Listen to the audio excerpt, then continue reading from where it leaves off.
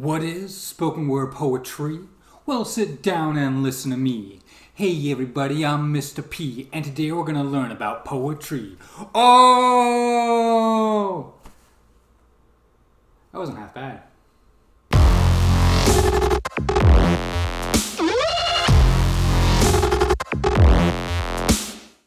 The beauty about poetry is that it makes you think because of the language and word choice.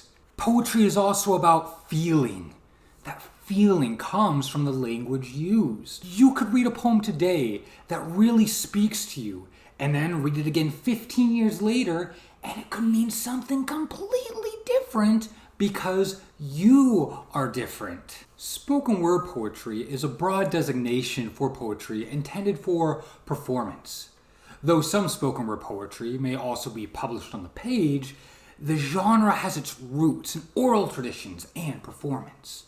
Spoken word can encompass or contain elements of rap, hip-hop, storytelling, theater, jazz, rock, blues, and folk music. Characterized by rhyme, repetition, improvisation, and wordplay, spoken word poems frequently refer to issues of social justice, politics, race, and community.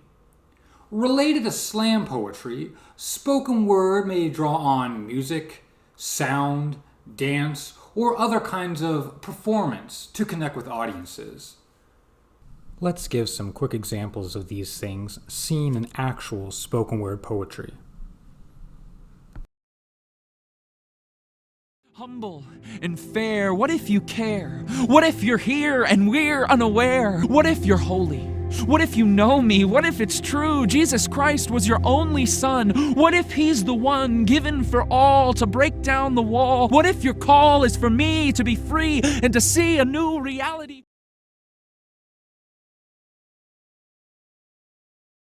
I am learning that this body is not a shotgun. I am learning that this body is not a pistol. I am learning that a man is not defined by what he can destroy. I am learning that a person who only knows how to fight can only communicate in violence, and that shouldn't be anyone's first language. I'm learning the difference between a garden and a graveyard is only what you choose to put in the ground.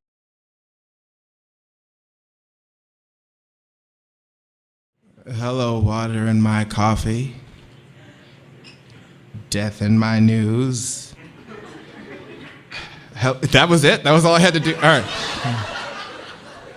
Hello, death in my news.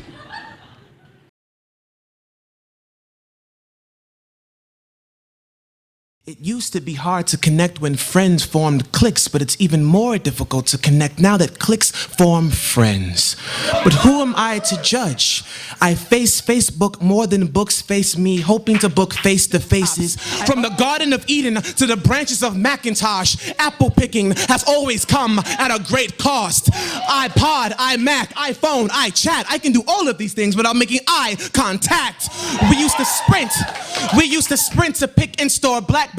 Now we run to the Sprint store to pick blackberries. It's scary.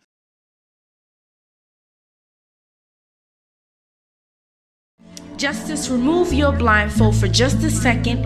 Look me in the eye, then tell me that what I know about you is not a fabricated lie. Tell me the truth in the stories of Martin and Brown. Turn around and look at me. Remind them that I'm supposed to be free, because at this point, like Gardner, I can't breathe.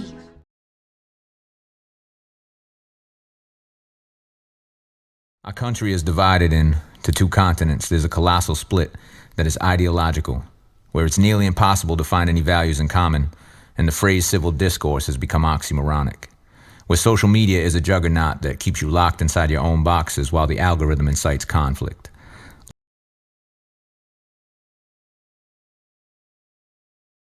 So he said to me, "What kind of Asian are you?" And I said back, "Well, that's a loaded question. What kind of Asian do you expect me to be? Because anyway you slice that egg roll, I'm still pretty much whatever you want to see. I played many a Far East stereotype. Awkward math genius, cold and calculated kung fu expert, assistant to Dr. Jones, you crazy.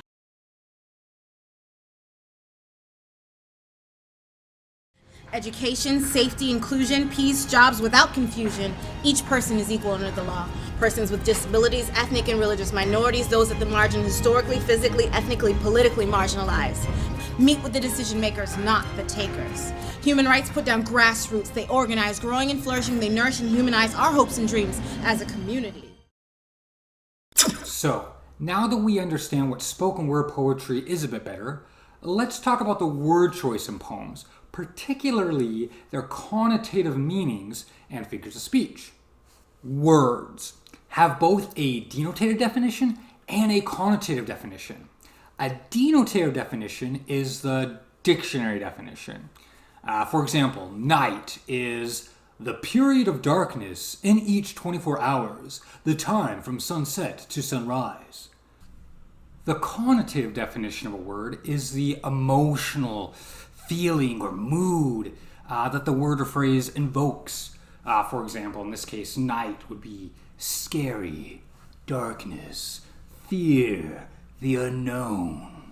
Poets will use certain words because of their connotative definitions. For example, in Edgar Allan Poe's The Raven, Poe states, "This I sat engaged in guessing, but no syllable expressing to the bird whose fiery eyes now burn into my bosom's core." Only he doesn't say that. Aha! Tricked you. No.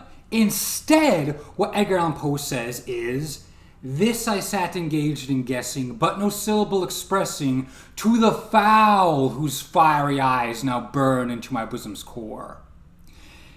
He uses the word fowl instead of the word bird. So, fowl and bird both denotatively mean the same thing. But notice that foul has a much darker and negative connotation to it. It's also a homophone for foul, for instance. Now, as well as words with connotative meanings, poets can also use figures of speech. A figure of speech is an expression that describes one thing in terms of something else. Similes, metaphors, and personification are all common figures of speech used in poetry. A simile is a comparison between two different things that includes the words like or as. For example, this part of Fear by Michael Agnew. Even now the remnants of my stuttering lisp play a much bigger emphasis on my life than I care to admit.